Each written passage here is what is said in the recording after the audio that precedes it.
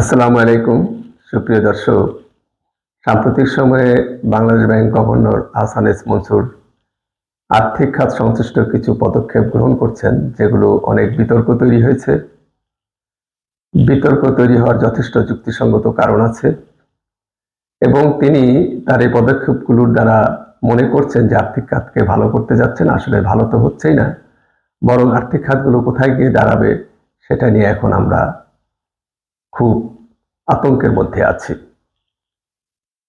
তিনি অনেকটা জোর করে, অনেকটা ডাকাতির মতো করে শরিয়া ভিত্তিক 5টি ব্যাংককে তিনি মার্জার করেছেন। বিনিয়োগকারীদের শেয়ার শূন্য ঘোষণা করেছেন। এই ব্যাংকগুলোর বিনিয়োগকারীদেরকে তিনি পথে বসিয়ে দিয়েছেন। তিনি এই ব্যাংকগুলো মার্জার করার সময় প্রতিশ্রুতি দিয়েছিলেন যে এই ব্যাংকগুলোর যারা আমানতকারী আছে তাদের আমানতের সর্বোচ্চ সুরক্ষা তিনি করবেন। পাশাপাশি এই 5টি ব্যাংককে মার্জার করে তিনি একটি শক্তিশালী শরিয়া ভিত্তিক ব্যাংক গড়ে তুলবেন, যেটির উপরে গ্রাহকদের পূর্ণ আস্থা অর্জিত হবে। কিন্তু তিনি সাম্প্রতিক সময়ে এই ব্যাংকগুলোর আমানতকারীদের ব্যাপারে হেয়ার কাট পদ্ধতি চালু করে তিনি তার প্রতিশ্রুতি ভঙ্গ করেছেন। যিনি এই প্রতিশ্রুতি ভঙ্গ করেন, ইসলামের ভাষায় তাকে বলা হয় মুনাফেক। তিনি প্রথমেই মুনাফিকের আশ্রয় নিলেন এই মার্জার এবং আমানতকারীদের অর্থের সুরক্ষা না করে। একটু বলে নেই যে হেয়ার কাটটা কি। হেয়ার কাট সাধারণত ব্যাংকিং প্রতিষ্ঠানগুলোর মধ্যে প্রচলিত। ঋণ গ্রহীতা এবং ব্যাংক তাদের মধ্যে, ঋণ গ্রহীতা যখন ঋণ গ্রহণ করে, সে যদি 1 কোটি টাকার বর্তমান মূল্যের জামানত ব্যাংকে দেয়, তখন ব্যাংক প্রস্তাব করে যে এই জামানতের মূল্য ওঠানামা করতে পারে। সেক্ষেত্রে 30% ছাড় দেওয়ার কথা বলা হয়। অর্থাৎ 1 কোটি টাকার 30% হলো 30 লাখ টাকা, 30 লাখ টাকা কম, অর্থাৎ 70 লাখ টাকা জামানতের মূল্য দেওয়া হয় এবং এই 70 লাখ টাকার উপর ভিত্তি করে ঋণ অনুমোদন করা হয়। এটি শুধু ঋণের ক্ষেত্রে, ঋণ অনুমোদনের ক্ষেত্রে প্রযোজ্য হেয়ার কাট পদ্ধতি।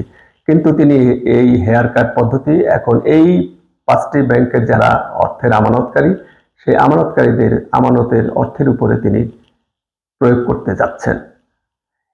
বলা হচ্ছে যে গত 2024 সালের 1 জানুয়ারি থেকে 2025 সালের 28 ডিসেম্বর পর্যন্ত এই ব্যাংকগুলোর আমানতকারীদের হিসাবে যে মুনাফা যোগ হয়েছে, সুদ যোগ হয়েছে, সেগুলো তিনি কেটে নেবেন। একবার সুবিধা দিয়ে একবার আবার সেই সুবিধা কেটে নেওয়া, অর্থাৎ আমানতকারীদের আমানতের হিসাব আবার পুনর্নির্ধারণ করা। একবার নির্ধারণ হয়ে গেছে, আবার পুনরুদ্ধারণ করা, এটি জুলুম ছাড়া আর কিছুই নেই। তিনি এখন এই ব্যাংকের আমানতকারীদের আস্থা নষ্ট করে ফেলেছেন। আমানতকারীরা আর তার উপর আস্থা রাখতে পারছে না। তারা তাদের টাকা তো ফেরতেই পারছেন না, বরং ফেরত দেওয়ার আগে এই ধরনের তালবাহানা এখন আমানতকারীদের মধ্যে একটা বড় রকমের সন্দেহ তৈরি করেছে। তারা অসন্তুষ্ট হয়ে পড়েছে। তারা তাদের প্রতিক্রিয়া ব্যক্ত করছে যে তাদের অর্থ যেন উপযুক্ত হিসাবে ফেরত দেওয়া হয়, অর্থাৎ তারা যেটা প্রাপ্য সেটা সম্পূর্ণ যাতে ফেরত দেওয়া হয়। কিন্তু বাংলাদেশ ব্যাংকের গভর্নর বলছেন হেয়ার কাট পদ্ধতি। বাংলাদেশ ব্যাংকের গভর্নর বলছেন যে এটি একটি আন্তর্জাতিক পদ্ধতি। বাংলাদেশের ব্যাংক চলে বাংলাদেশের নিয়ম অনুযায়ী। আন্তর্জাতিক পদ্ধতি ইত্যাদি এসব শব্দগুলোর সাথে আমাদের ব্যাংকিং ব্যবস্থা অতটা সংশ্লিষ্টও নয়। আমাদের নিজস্ব একটি কৃষ্টি কালচার আছে, সেই ভিত্তিতেই কিন্তু ব্যাংকগুলো পরিচালিত হয়। সেগুলোকে উপেক্ষা করে আন্তর্জাতিকতার দোহাই দিয়ে যে সকল শব্দগুলো আমাদের আমানতকারী, ঋণগ্রহীতা কেউ জানত না, তিনি সেগুলো এখন জানান দিচ্ছেন। উদ্ভট চিন্তার একটি মানুষ উদ্ভট উদ্ভট কথাবার্তা বলে এখন আর্থিক বাজারকে তিনি অস্থির করে তুলেছেন। এই অস্থিরতা কোথায় গিয়ে শেষ হবে সেটা এখনো আমাদের জানা নেই। তিনি বলছেন যে মার্জার করা মাধ্যমে যে শক্তিশালী ব্যাংক, ইসলামী ব্যাংক গঠন করা হবে, সেটি গ্রাহকদের পূর্ণ আস্থা অর্জন করবে। মোটেই না। তিনি যে তালবাহানাগুলো করছেন, এই ব্যাংকের প্রতি ভবিষ্যতে কোনো আস্থা তো গ্রাহকদের থাকবেই না। কেউ এই ব্যাংকের সাথে ব্যবসা বাণিজ্য করবে বলে মনে হয় না, বরং এই ব্যাংকের ভবিষ্যৎ কোথায় গিয়ে দাঁড়াবে সেটি ভবিষ্যতেই বলে দেবে। তিনি পেশাদারিত্বের ভিত্তিতে সিদ্ধান্ত গ্রহণ করবেন, এমনভাবে সিদ্ধান্ত গ্রহণ করবেন না যেটি আর্থিক খাতকে ধ্বংস করে, মানুষের মনে ব্যাংকিং ব্যবস্থা সম্বন্ধে সন্দিহান তৈরি হয়।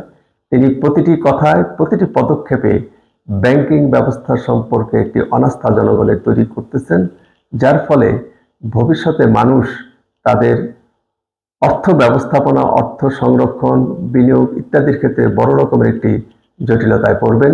কারণ ব্যাংকের উপর যদি মানুষের আস্থা না থাকে, জনগণের আস্থা না থাকে, তাহলে বিনিয়োগে সাফল্য অর্জন করা খুব কঠিন হয়ে পড়বে। ইতিমধ্যে গ্লোবাল ফাইন্যান্স ম্যাগাজিন তাকে তৃতীয় শ্রেণীর একজন গভর্নর বলেছেন। এটি একটি লজ্জার বিষয় আমাদের জন্য। বাংলাদেশ ব্যাংকের গভর্নর সর্বোচ্চ সম্মানিত পদ। এই পদটি সম্পর্কে গ্লোবাল ফাইন্যান্স ম্যাগাজিন এ ধরনের একটি মন্তব্য করেছেন। তার উচিত ছিল আরও পেশাদারিত্বের ভিত্তিতে, আরও দক্ষতার সাথে, আরও সৃজনশীলতার সাথে, আরও নৈপুণ্যের সাথে, আরও বিশেষজ্ঞতার সাথে আর্থিক বিষয়ে সিদ্ধান্ত গ্রহণ করা। কিন্তু তিনি এমন এমন উদ্ভট শব্দ, এমন এমন উদ্ভট তত্ত্ব আমাদের আর্থিক বাজারে ছেড়ে দিচ্ছেন, যেগুলোর সাথে আমাদের গ্রাহক এবং মানুষজন পরিচিত নয়, বা যেটি আমাদের আর্থিক খাতে কখনো প্র্যাকটিস হয়নি।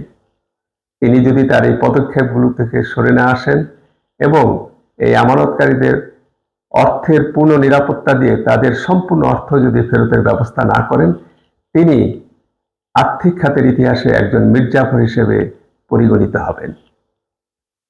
তিনি শুনতে পারলাম যে ছুটিতে যাচ্ছেন 1 মাসের। এটি আদৌ সত্য কিনা আমি জানি না। যদি সত্য হয়ে থাকে, তিনি তার নিরাপদ এক্সিট বা সেফ এক্সিটের কথা চিন্তা করতেই পারেন, কারণ তিনি যে বিতর্কিত সিদ্ধান্ত নিয়েছেন তাতে ব্যাংকের, আমি বলতে পারি ব্যাংকের সকল ব্যাংকের কর্মকর্তা কর্মচারী তার প্রতি অসন্তুষ্ট,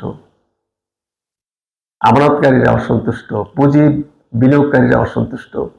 সকলের অসন্তুষ্টি নিয়ে তিনি আগামীতে কোথায় গিয়ে তার ভবিষ্যৎ নির্ধারণ করবেন সেটি অবশ্যই তাকে চিন্তিত করবে।